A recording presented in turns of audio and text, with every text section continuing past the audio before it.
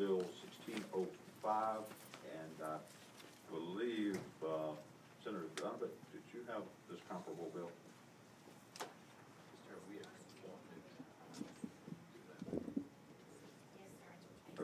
Okay. Delegate LaRocque, I think this is an initiative that you have worked on previously. Senator Donovan also is working on it this year. Senator Donovan's bill had a reenactment clause on it. Is that? We conformed it to the way it came out of committee. We did not put the reenactment clause, so you guys are the ones that put the reenactment clause, so that would be up to the committee. Okay. Do we have a substitute, or can we draw an amendment? Okay. That was the way yours left here with the reenactment clause. Okay. Would you offer that amendment then? Yes, sir, I offer that amendment. Okay. Motion properly supported, basically to conform this bill to Senator Donovan's bill, which contained a reenactment clause. All those in favor signify by saying aye. Aye. Any opposed?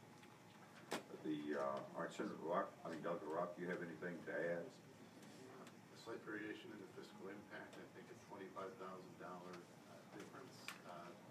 So as conformed, to be similar, but slightly higher financial than fiscal impact. Okay.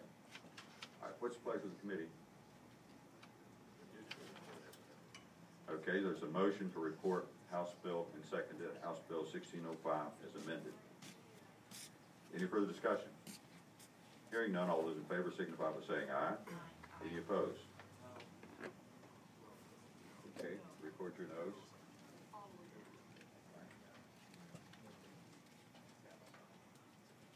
Okay, that bill is reported, Delegate LaRocque. Mr. Chairman, members of the committee. Thank you.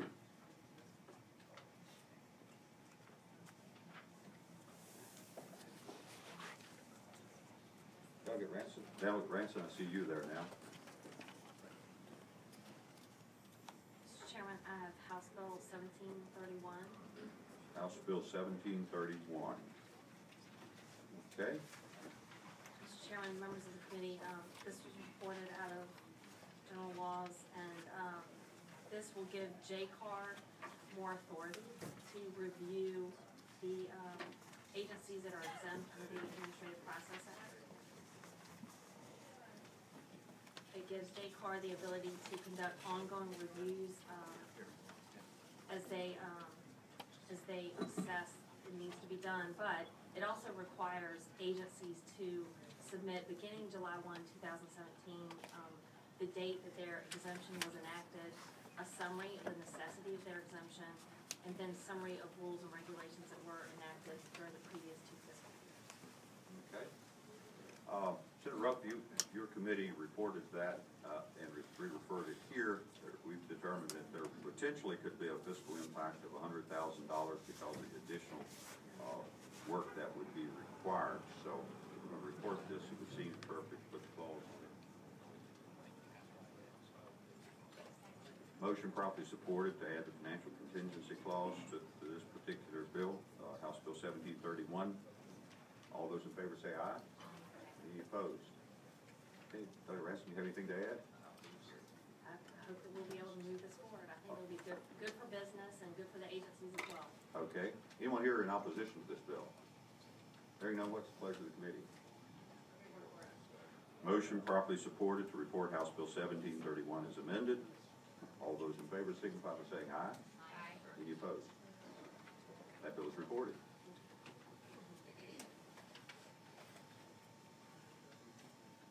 Okay. Delegate O'Bannon. Delegate Cox. There's Delegate Cox. Okay. Thank you, Mr. Chairman. I have two. I think the lower number of the first one is 1845. Okay. Committee will look at House Bill 1845. Mr. Chairman, this directs the Department of Criminal Justice Services to develop a model addiction recovery program. And basically, it should be modeled after existing state programs. And this idea basically came after I was working with my Chesterfield Sheriff Carl Leonard has what he calls his HARP program, his heroin addiction recovery program, which has been a tremendous model of Chesterfield. So I want to sort of create a template for that. If I could indulge you for a second, Mr. Chairman, Sheriff Leonard's here. Be pleased to hear, He would, pleased he to hear could from. describe a little bit of what we're doing with the program, and I think it would benefit other sheriffs. Right, and this is a bill that we haven't previously taken up, so it'd be good to Yes, hear sir. some information. Mr. Chairman, members of the committee, my name is Carl Leonard. I'm the sheriff in Chester County. Been in law enforcement either as a sheriff or a police officer for 36 years. In that time, never witnessed anything like I've seen with the heroin epidemic of today. With over 52,000 people dying from it in a year, which eclipses those who died from gunshots and automobile crashes combined, it's overwhelming our system. Now, 50,000 seems like a lot of number, but that actually pales in comparison to the number of overdoses every year, which is measured in the hundreds of thousands. And unfortunately, without the capacity and resources in the community to deal with this, the resolution to people overdosing has been to arrest them and put them in our local jail systems. And my jail, like every other jail in Virginia and across the nation, is filling up with heroin addicts. And we are a great place to detox, best place to withdrawals in a jail, because you're not going to get drugs anymore. But that's all we've done for them in the past, is to get them detoxed, and we put them back out on the street when they post bond or bail or get served their time as sober addicts, but they're still addicts addicted to the drug that brought them in. So in March of last year, seeing the problem in Chester County, we decided to create a program in our jail to address the underlying issue of the disease of addiction. So we prepared them when they released from jail to deal with the addiction when they got out, so we can break the cycle by breaking the addiction of people coming back and forth to our jail. Our jail is very unique. It's unique in the country, and it's got national attention for what we're doing now and the way we're doing it. It quite frankly breaks all the rules, because what we've been doing for 100 years hasn't worked. It simply hasn't worked. So we're getting out of the box. We're creating a program that's very innovative, and it's gained national attention. I will say anecdotally, I've had inmates who've been in front of judges who've argued about the sentence the judge gave them because they felt the sentence was too low. They wanted additional time to stay in the program. I've had people go to court and ask for their bond to be revoked by themselves so they can go into the program. Since our program got this national attention statewide as well, I've been inundated with calls from inmates throughout the Virginia prison and jail system asking to be transferred to my jails, which I simply cannot do. This is a program that needs to be replicated. I'm not saying I have the best program in the country. I think it is one of the best. But we need to have programs in all the jails in our state, as we're all being overwhelmed with heroin addiction. And although I know we can't fund every program, these programs are not cheap to run. They come with a cost. We've managed to find the monies by sacrificing in other areas, but we had to do it. We couldn't wait another day. And every day you wait, somebody else is dying. So I encourage you to support this bill, and at least in getting the pilot program in at least 4 other locations, so we can start replicating this, getting our good data, our good results, and once we have a proven product, then push it forward to everyone. Okay, thank you, Sheriff. Mr. Chairman, if I could separate the bill from the budget amendment a little bit. Okay. I tried that unsuccessfully before. The bill basically sets up a model. There is a budget amendment to do 4 pilots, which you can actually pass the bill, which sort of does the structure. Because I understand the clause very well. And obviously, I would hope I can get the budget amendment through. The budget amendment obviously funds 4 pilots, but obviously you have to have those, like those, to have the bill. So, Okay. for what it's worth. All right. It does appear, it sounds like something that would be very worthwhile. We do need programs like that. The bill, as Doug suggested, would create the responsibility for development of the model. The House budget includes, I think, $153,000 for 4 pilot programs, but it looks like they're kind of tied together. I can only suggest that I think we probably could find this money, but we probably need to put the clause on it. I figured that. I thought I'd take a shot at it. Right. Okay. If the chair would entertain. I'd be happy to move the clause. Okay, and properly supported. All those in favor, signify by saying aye. Aye. Any opposed? Mr. Chair? Yes, What I would sir. also say is that I think we need to explore what we can do in terms of being able to provide the funding in the budget. But I don't think I think we need to think this through carefully, because if there's not a lot of money that's provided in the budget, there may be ways to have identified jurisdictions that can do it with other resources, just as Chesterfield said. Right. And I think we need to sort of look at both of those options. I I think, you know, it could be, you know, certainly Dr. Cox to work with you, perhaps we can fund it. If it determine we can't, maybe we can decouple it in the budget. I appreciate Yes, that. and I think that's worth Right, pursuing, and keeping both options open. Okay, for the time being. all right. Any further discussion? Anyone here to speak either in favor or opposition to this measure? What's the pleasure of the committee? Motion properly supported to report House Bill 1845 as amended. Any further discussion? Hearing none, all those in favor signify by saying aye. Aye. Any opposed? All right, that bill is reported. Mr. Chairman, I appreciate it. The next one I have, I think, is HB 2262.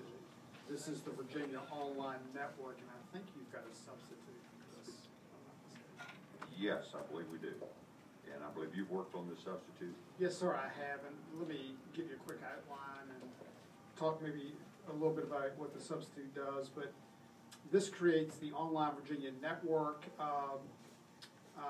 and basically attempts to build on a lot of the work I think you're familiar with that ODU and George Mason have done on the online network. And as a matter of fact, Dr. Rivera is here from George Mason, and Ellen Neufeld's here, who's the vice president, who's put together a lot of the work on this bill. And so if you have time, they can maybe describe what they're doing a little bit. Sure, we'd be pleased to hear some comments. I think a lot of y'all are a little bit familiar with what we try to do here. I think we identified about 1.1 million adult learners who basically started their education and not completed that.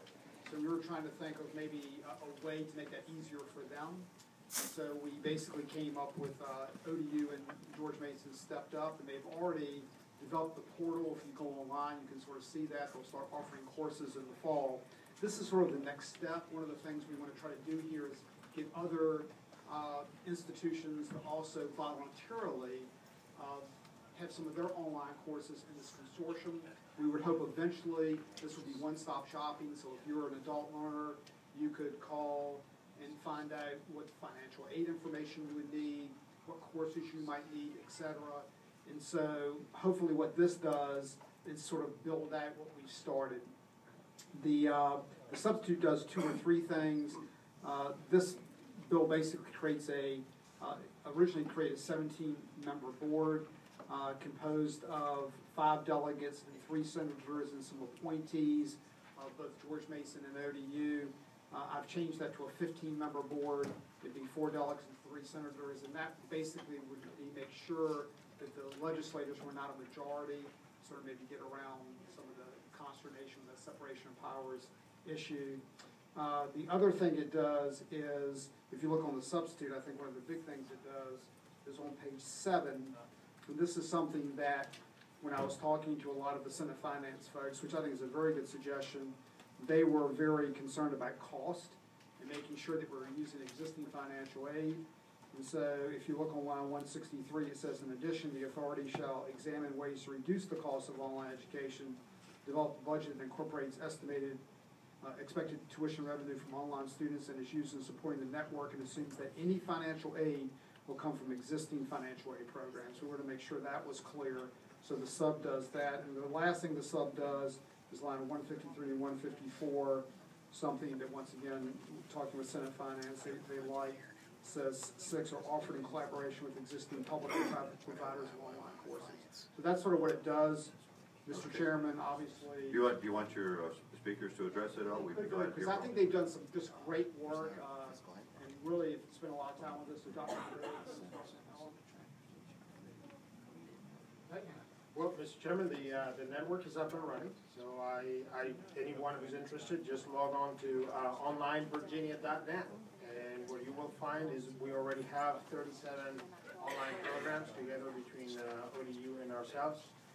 We estimate there are about 600,000 to over 1 million Virginians who have some college credit but who don't have a degree. We already have the names of 600,000 of them, so this is a pretty major market. We've had already thousands of hits on the website, even in the first day it's been up and running for just 10 days. Basically, we already have thousands of hits. There's going to be advertisement campaigns to try to recruit folks who can benefit from these kinds of programs. And the bottom line is, this is just the beginning. I mean, we're beginning a collaboration. My colleague John Broderick and ourselves are working very well together.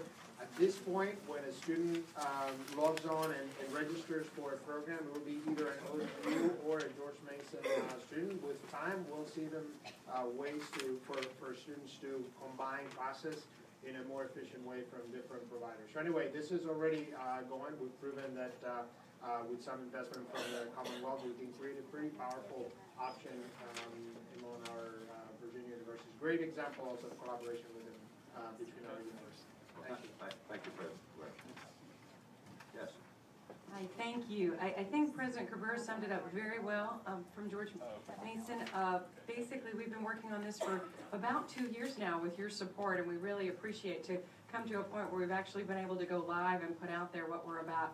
We're excited to take in students this fall. We're really, I think it's really positive here in Virginia. Both our institutions have been about making sure that we provide access and completion.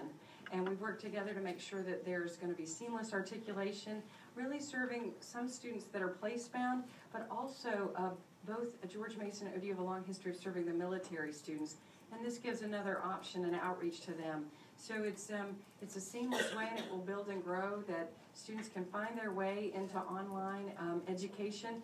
And we know that others will join us in the future so that we can grow the programs. One other thing I'd mention is, as we bring programs, we want to make sure that they're high-demand programs, programs that we need in the Commonwealth and that will help people become gainfully employed when they complete. Thank you. Thank you. Okay. Mr. Chairman, I'll make my pitch again. I think I'll lose again. But if I'm not mistaken, I think the governor had probably $3 million in the budget. I think y'all cut $1 million. We added $1 Right. million. But having said that, most of the cost, obviously, for the program is already sort of baked in. So, you know, we've already got a model of how many students, what the technology will cost. This, once again, is a framework trial. Right. And so I don't think this actually has a lot of cost to it. Okay. April, you had a chance to look at the substitute to give us some advice on potential costs? Yes, Mr. Chairman, and we've worked with House staff as well on the substitute. I do think the unknown is the number of meetings, and like he mentioned the difference, though I do think the two sides are amenable to working something out in Working conference. something out in conference, okay. All right, the chair would entertain a motion that we add clause to this. Okay, motion properly supported. Any further discussion? All those in favor say aye. Aye, okay. Anyone here to speak additionally in favor of or in opposition to this bill? I can't imagine anybody speaking in opposition to something like this. Okay, what's the pleasure of the committee? Motion properly supported to report the bill. Yes, Senator Saslaw. We did. The governor had $3 million. We upped it by $1 million. Yeah, Y'all cut it by $1 million. We went the other way. We pulled $1 million out of here. So we're obviously negotiating the difference. As April said, this actual bill, there'll be some cost for the membership of the authority, but the bill doesn't actually cost a lot of money, but it did make some sense. We gotta sort of settle why, do we do the bill, what's the final money figure? So I think that's final negotiation stuff. I understand that.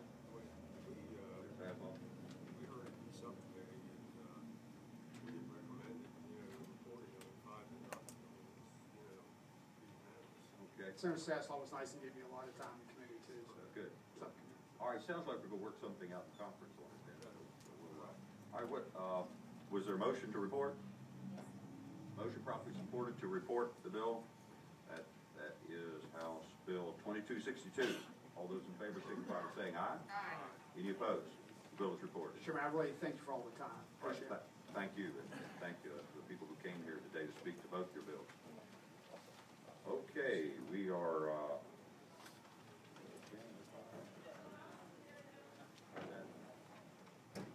okay, Deli Albo, you here? Yes. And then Deli will know after that, see you over there, okay? My bill is this big contractor bill that Senator Ruff had. And I Yes, thought it is. You guys would turn my bill into yours, and we turned his into mine, and then. And y'all will argue about it? And we argue about it, yeah. Okay. Looking forward to it. Okay, Senator Ruff isn't here, but you may recall the long conversation we had over this procurement statute, and we ended up establishing a floor of 25 million, and the House has 10 million. I think that's the major bone of contention. So we would propose to conform Doug Albo's bill to our bill. Is that the motion properly supported to do that? It was, general laws conformed it already? Okay, it came to us, and Senator Ruff conformed it in general laws, so we They will, want you to double conform it. we will double conform it, right. We'll make sure we get this done. Chair, does that make it 50? All right, so we have a motion properly supported then to report House Bill 2366, already amended to conform to the Senate bill previously passed. All those in favor say aye. Aye. Any opposed? Okay, and I suppose there may have been some people here from General Services or from the higher ed community to speak to this, but we'll work this, it will have to be worked out in conference. So thank you, Delegate Albo. Okay, Delegate Villanova. Mr. Chairman, Delegate Villanueva's bills here from my committee due partially because we were uncertain about a financial impact, and it's dealing with electronically having your license on your cell phone, much like a credit card. And the question came about, the reason it's in finance is what kind of cost will it be to the agencies that have to interface with the technology. Okay, and you want to speak to it? It's here because of the financial impact, and initially we thought it was going to be a revenue bill, but it actually will not be deployed until after this fiscal year. But it's just been brought to my attention that there may be costs that are incurred in getting ready for that would be in this fiscal year. Mr. Chair, I have the commissioner here. Okay, a lot good. Of those, a lot of those costs are sunk costs. They could explain. That would be great. That would be great. Looks like a good concept. We just need to figure out when and how and where we pay for it.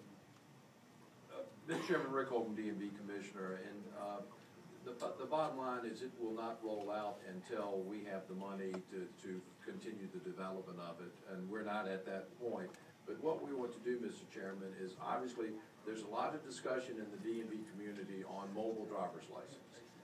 We have come up with a concept that we actually piloted in the Richmond area over the summer. Was well received by the individuals participating as well as the businesses participating. And we want to sort of get our mark in the ground, in advance of other states developing concepts that then we would be mandated to follow. We will continue working with our vendor. There's no cost associated that we can't already absorb. There will be minimum cost to continue working with our vendor on the development. It will not be rolled out, and no other agencies will have an expenditure until they're willing to, we roll it out and they're willing to participate in it. But we want to have the General Assembly endorse our concept of what this mobile license should look like so that hopefully other jurisdictions would follow our lead. Okay. Thank you. Jason? Did that address the concern that we had developed with? Mr. Chairman, the concern that I had identified that's in the notes that you have before you was really related to the two letters that were submitted. You see, DMV apparently did a study on this that they did not publicly release on their website that I came into a copy of, and both the state police and ABC indicated in their notes that there would be potential costs incurred by both of those agencies for evolving to this technology, and I really just wanted to bring that to the attention of the committee. Okay. Mr. Commissioner, can you react to that? Again, Mr. Chairman, we've had great conversations with state police that at the point that we deploy this, which is certainly not going to be this fiscal year, and it may not be next fiscal year, that we absolutely would like to have the ABC stores participate in it. In fact, in the pilot, we had six stores participate, but the bottom line is they don't want to participate until they roll out their new point of sales system. They've agreed that when they roll that out, they will have this component in it, so there will be no additional expenditures on their part other than what they'll have to expend for their new point of sales. Okay. Chair Carrico, are you comfortable with it? I think the concept is good. I just we were more concerned about what the other agencies were going to have to pay for it, but I think the commissioner has indicated that they're not gonna roll it out until they know what the price of that is, and that gives me more comfort that. Okay, I suppose if that's the understanding, this is not going to be rolled out during this biennial budget. Okay, what's the pleasure of the committee? Move to report. Motion properly supported to report House Bill 2229. Any further discussion? Hearing none, all those in favor signify by saying aye. Any opposed? All right, that is reported. Have a good day. Thank you. Thank you, Doug O'Bannon. House Bill 2209. Yes, sir. This is the bill that we've been working on, Senator Dunn and I. It stands up an ED care coordination program, which has been very successful in reducing utilization in the emergency rooms. I think the bills are identical, and they are both funded in both budgets. So hopefully the budget committee to accept it. Right, I believe it's on our spreadsheet already. Senator Donovan, you want to speak to it? I think it's an excellent bill. It's going to save the Commonwealth a lot of money, and it's going to save patients a lot of grief. Okay. Motion properly supported to report the bill. That is House Bill 2209. Any further discussion? Hearing none, all those in favor say aye. Thank you. Opposed? The bill is reported. Thank you. Okay, we skipped over Delegate Peace and Delegate O'Quinn. Delegate O'Quinn, Senator Carrico, you could probably run that one up the flagpole. This It's, one is it's dealing Clean with Energy the Plan? Clean Energy Plan, and it's, let me find the notes here.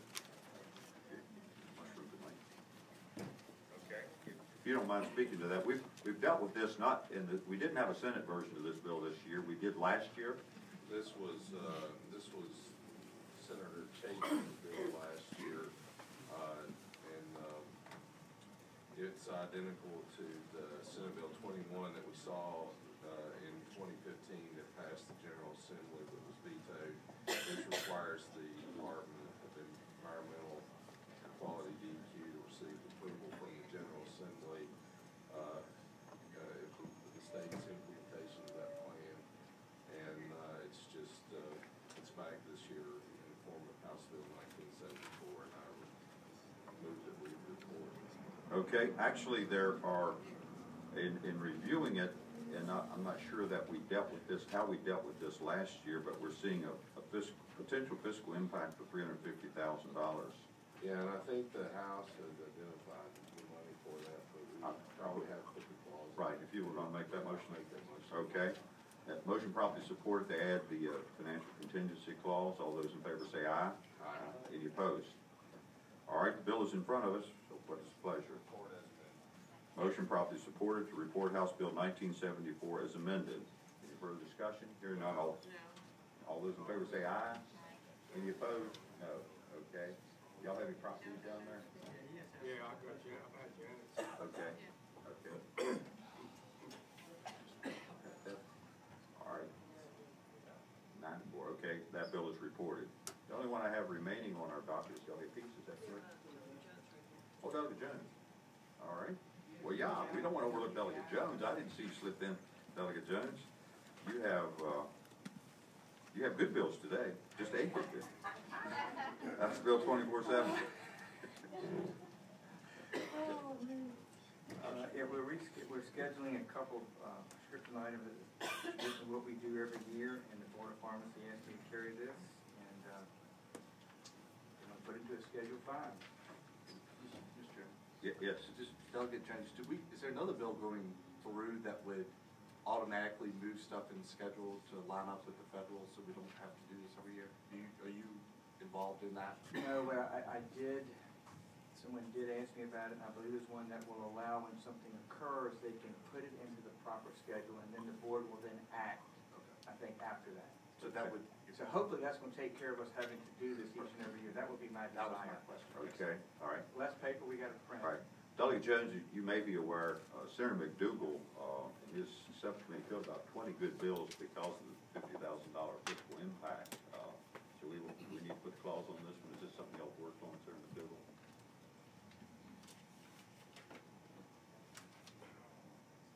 Don't need to put a clause. Okay. Mr. Chairman. Yes. Yes, Senator. Okay. It's it's not gonna help this year, but, we dealt with this with cannabimetics. Came back every year and had to add 5 different new chemicals. And we worked really hard on an analog drug provision to add to that code section. And I just would hope the Board of Pharmacy might take a look at adding a similar provision. And I would agree with you on that. I think anything we could do to make the process more streamlined and easier for all concerned. And I think if we gave them that, and we have, I believe with the action we're gonna be taking, they should be able to handle it without just having to come back each and every year. Okay. Yes, Senator McDougal? I think to make sure if somebody's charged with violating a Schedule II offense and using this drug, you probably are gonna have to account for the 50,000 in the budget. But I think it's something that we, as a matter of course, need to do. I think with Senator, the issue I was just talking about with Delegate Jones, we won't have to account for that in the future of that bill. Okay. So it'll save you some money in the future. Are you saying you're okay with not putting the clause on now, recognizing that we're going to take? Mr. Chairman, I think it would create some real confusion in the law enforcement community if you did not pass this bill. Okay. Okay. Is there a second? Motion properly supported to report House Bill 2470 as it arrived here. Any further discussion? Hearing none, all those in favor signify by saying aye. Any opposed? So the bill is reported. I thank the committee. Thank you very much. Thank you, Delegate Jones.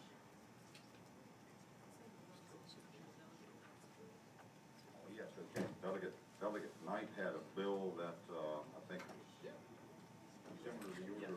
Mr. Chairman, House Bill 2148 tonight is, it was conformed in the House to mine, number 1075.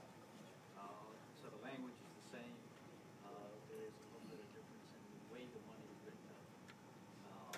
But we take care of it.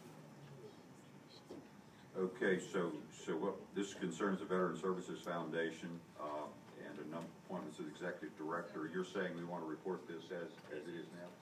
Okay. All right, is there a second? Motion properly supported to report House Bill 2148, sponsored by Delegate Knight, which is comparable to Senator Ruff's, which has some issues that will be worked out in conference. All those in favor say aye. Any opposed? That bill is reported. Okay, yes, big bill. All right, House Bill 1549. It is a bill that is similar to the bill that I carried previously, which is a recommendation of our Mental Health Commission.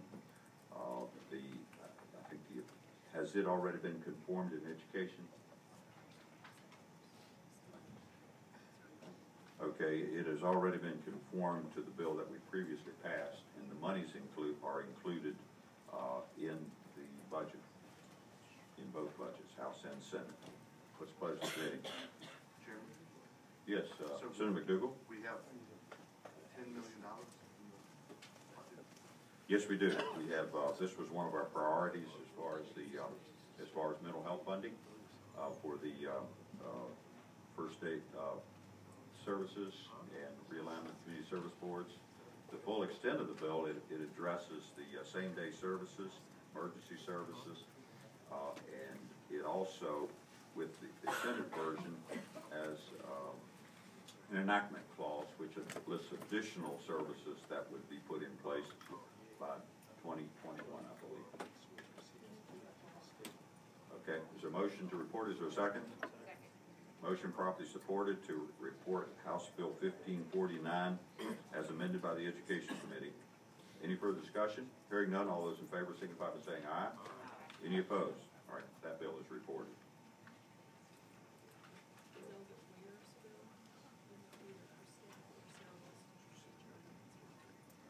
Okay, Delegate Ware. Okay, Sarah, you want to speak to Delegate Ware's bill? This was a recommendation of our the Speaker's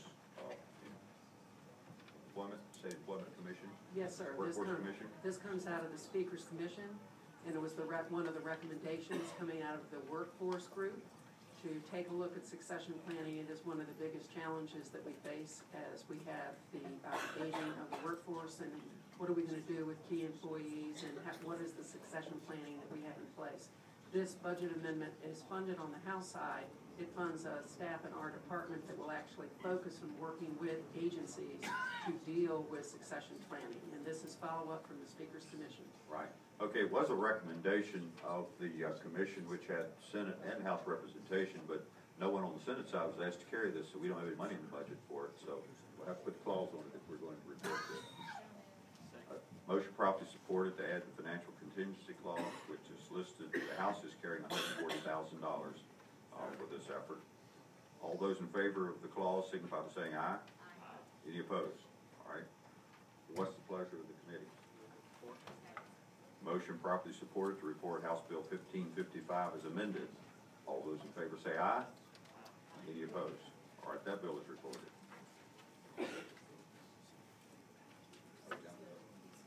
Delegate Peace, okay, you're here at a good time. Thank you, I appreciate it.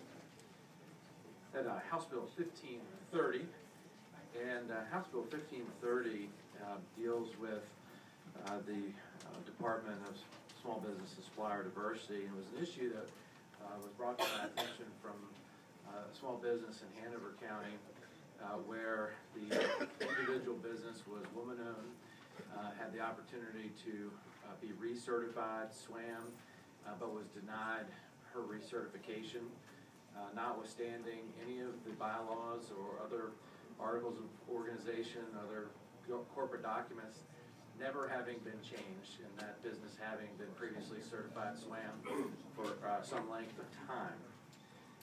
What had happened was after the recertification was denied, a request for an appeal was made. That was also denied. I had had conversations when it was brought to my attention with one of the Deputy Attorney Generals, who stated that the agency's rules would allow for an appeal process in that circumstance, notwithstanding the APA, and the agency had failed to follow its own regulations. We began to look at the issue more and talk to more people and discovered that this was a problem around the state where either upon initial application for certification or the recertification, that there was not an opportunity for due process, or when it was an opportunity, it was not being followed. So this bill simply tries to address that issue in two parts. The first component, removing the exemption from the Administrative Process Act currently granted to regulations adopted by the Director to implement certification programs for SWAM businesses. And two, the second component, by providing for the right of appeal of the denial of initial certification or the revocation of existing certification. I know there's been a number of other bills related to certification this session. I think there was one that said if you were federally SWAM certified, that it was de facto, that you would be state certified. I don't know the status of that legislation. I'll tell you that in this circumstance, this Hanover business was federally SWAM certified, so that made the whole issue even more unfortunate. So, Mr. Chairman, members of the committee, I'm hopeful that you'll look favorably to this bill that would provide due process for small businesses in these circumstances. It's hard to quantify what damages this contracting company might have incurred. They were not prevented, or they were prevented from bidding on projects. We don't know what projects might have been awarded, but it certainly was a hardship, and they were frozen out for a year from their reapplication to be certified. Thank you, Mr. Chairman. Okay, thank you. And this bill was heard with General Law. Senator Rupp, do you have any thoughts on it? Chairman, it was not heard because it was not on the docket last week. So you just referred it? Just sent it up here? Okay. All right, we may, Delegate Peace, okay, we'll hear something on this. What we had indicated at the beginning of the meeting is that a number of these bills that were referred to us have financial implications, and because of the late timing, we haven't addressed it in our budget, so we've been adding clauses routinely to these, and this may be the case here, but I'd be glad to hear a little bit of testimony. It seems like you have someone behind you that would like to speak. Probably do, Mr. Chairman. Just to that point, we had a similar discussion in the House regarding what positions are authorized for this particular department and how many of those positions actually have been filled, and the ability of the individuals to be able to deal with this. I think that you'll find, if the bill that I mentioned related to being de facto state certified, if you're federally certified, that would certainly reduce the number of initial applications that are coming through. So any load on the department to provide due process for our citizens and citizen business, I think, would be greatly reduced. I appreciate the opportunity. Okay, thank you, thank you. Yes, you want to come forward and identify yourself? Good afternoon. My name is Tracy Wiley, and I'm the Director of the Department of Small Business and Supplier Diversity. Thanks for allowing me an opportunity to speak on House Bill 1530. We have spoken with the patron, Delegate Peace, and we have reviewed the bill. We've taken no position on the bill, but we do know that it will have a fiscal impact on the agency. Just a couple things I'd like to share with you related to the comments from the delegate. Our current regulations do govern the certification of SWAM businesses, and in that it does provide a right to appeal for revocation or existing recertification. So we do follow that regulation. However, currently we do not have a regulation that's applicable to initial certifications as has been expressed in the bill. So we're not in any way saying that this isn't an opportunity for us to follow due process. We're just saying that it has a fiscal impact to the agency. And according to our numbers, we approximate about 100 to 200 applications a week, or 600 on average a month, both between initial certifications and recertifications. And that over the last 2 years, I don't know if all is aware, but this is a new agency, the Department of Small Business and Supplier Diversity, through a merger of 2014. And we've experienced a 59% increase in SWAM applications in initial and recertifications. Now, that's a great opportunity for the Commonwealth, and we are in no way denying that, but it also includes for us a 72 application average of those 600, which equates to about 12% of the total applications that are denied. And if we look to implementing this type of bill, we anticipate that we're going to get an additional 12 per month that fall into that category of those denials. The issue that we have currently, and I think the delegate spoke to it, is that in terms of the SWAM budget, we have 3 officers and 2 supervisors that manage that certification unit. Currently, what we're asking for in terms of the fiscal impact to the agency is an additional 4 people, which would include also a part-time person. We equated that to about $377,000 in terms of the fiscal impact. How we came to that is that based on the number of cases that we would see in the initial increase, we anticipate that we're going to have to either pull staff members from our current processing of that 600 volume that we get every month in order to be able to implement this piece of legislation. So we're just asking for 4 FTEs, 1 part-time person included, in order to be able to accomplish this effectively. Okay, thank you. Did you have additional comments? I'm sorry. I just wanted to mention that the Office of the Attorney General, who works with us very closely, has also anticipated a fiscal impact of any court cases that might surface as it relates to the initial education and cases that might come up for initial certifications over the next 2 years. Okay, thank you. 81,000. Thank you. We have some of your thoughts in our fiscal impact statement as potential impact. So, like a piece you have. No, I mean, I think she might want to educate the committee on how many positions are available, how many are authorized, and how many are actually filled. I think if I didn't know the answer to that question, I thought it was very interesting. Okay. The request for full-time spots. Absolutely. Currently, we have about 42 that are filled. Our mail is at 62, and that's what they budgeted during the merger. But I will say this, that in terms of the resources that are provided to the agency, we can only get to about 50 with the budget resources that we have. That was determined when the merger took place, and that was 2 years ago for the 2 agencies that have been combined. But that was not an assessment of what's actually needed. We've hired about 12 people since I've been the agency director, and a number of other positions under those leadership positions. And so this will be the first year that I would probably say that we have not had a surplus or will not anticipate a surplus of getting monies back. And we have participated in all the reductions and all the requests that have been asked of us as an agency of this size. Thank you very much. Senator Rupp, I don't know, you may have, you've got some background on this. It appears to me, Delegate Peace, that, you know, as a couple of other initiatives, this has some merit and also concerns about the financing. If you, I think if we were to put the clause on it, that would be the only way we could advance it, and then try to figure out something in the conference to address your issues, if Well, we can. I appreciate that, and you know the ultimate outcome probably of that as well. And I've been working with Secretary Haymore on this issue, who is also very sympathetic to the goal of the due process argument that I'm making. I didn't want to go through the chronicling of the actual story that involves this impacted Hanover business. I'm happy to share the details of that. The bottom line is, and I appreciate your entertaining this concept, is when an agency can do what it wants to, and an affected business has to hire lawyers to pay to enforce a right that they are otherwise entitled to, incurring greater expense, and at the expense of whatever business opportunities are lost, then I think we're in a bad place in the Commonwealth. And I'm hopeful that we can work it out, and I appreciate your time. Okay, thank you, Delegate Peace. All right, what's the pleasure of the committee? Chairman, I would move to put the clause on. Second. Okay, motion properly supported to add the financial contingency clause. All those in favor say aye. Aye. Okay, any further discussion on this? Hearing none, what's the pleasure of the committee? Report.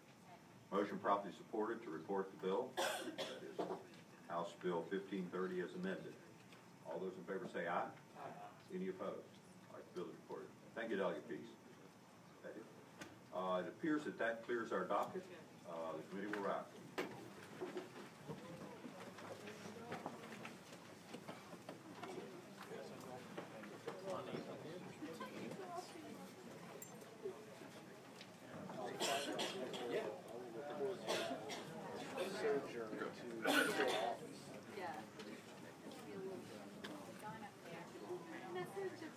Gerbil.